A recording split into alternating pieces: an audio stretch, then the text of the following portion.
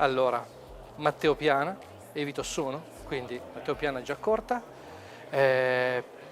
Nasco come comic artist, divento illustratore per molti anni e di nuovo divento comic artist dopo il contatto di Disney con Star Wars.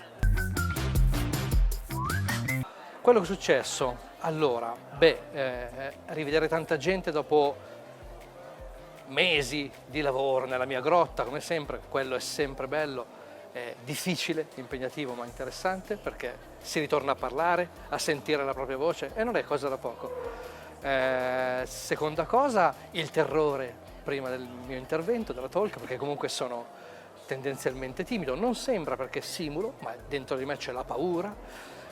E poi tutta questa gente, questi artisti bravissimi alla fine che insomma vedi tutte le talk e dici wow, quanta roba da imparare ancora nonostante gli anni di esperienza, bellissimo. Interessante. Allora, il sindacato doveva nascere ben prima volendo di AI o cose similari, per i compensi, per i contratti e per tutta questa serie di cose. Per cui onestamente l'AI è solo forse un fattore scatenante, ma non è di certo il motivo vero. Doveva esserci da tanto tempo questa cosa e quindi sì, sarebbe bello, ma c'è chi lavora per poco e chi tendenzialmente non ha il coraggio di rifiutare lavori pagati poco e di conseguenza è un cane che si morde la coda, ma è comprensibile perché si ha paura all'inizio e di conseguenza si lavora per poco. Il risultato è che non ci si mette d'accordo.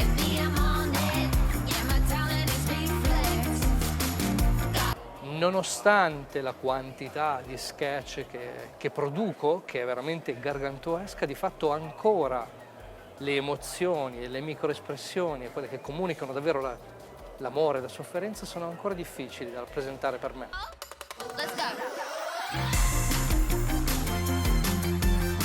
Dipende da quale persona del Medioevo, è una persona illuminata o è un armigero di bassa lega?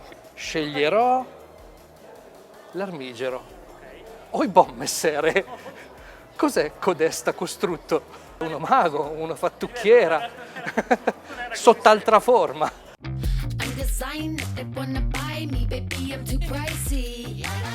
Quasi nulla. Il mio stile di vita non è cambiato nel corso del Covid, come credo per molti. L'unica differenza sì è quella procedura bizzarra che ho portato a termine, la progenie, e quindi credo che sia colpa di quella cosa, ma a livello artistico credo nulla, tutto sommato, perché l'iter è rimasto quello. Sono diventato solo un po' più abbruttito e con più difficoltà a comunicare con la gente. Dipende, perché di fatto se dovessi utilizzare questa procedura utilizzando i miei lavori e quindi tutto sommato facendo degli esperimenti, sì, credo che potrei anche vedere qual è il risultato, ma probabilmente mi annoierei. Allora, abusate ce ne sono, credo ce ne siano tante. Quella che più, non so, forse perché lavoro da tanto tempo e quindi ho passato vari step di evoluzione, è mood board. Non la sopporto. Sono dell'idea, ed è solo una mia idea, che io di fatto non sia un artista ma sia un artigiano e che tanti in questo settore di fatto siano artigiani, e che non è un'offesa, è un complimentone, perché gestire tutta una serie di lavori così complessi è tanta roba.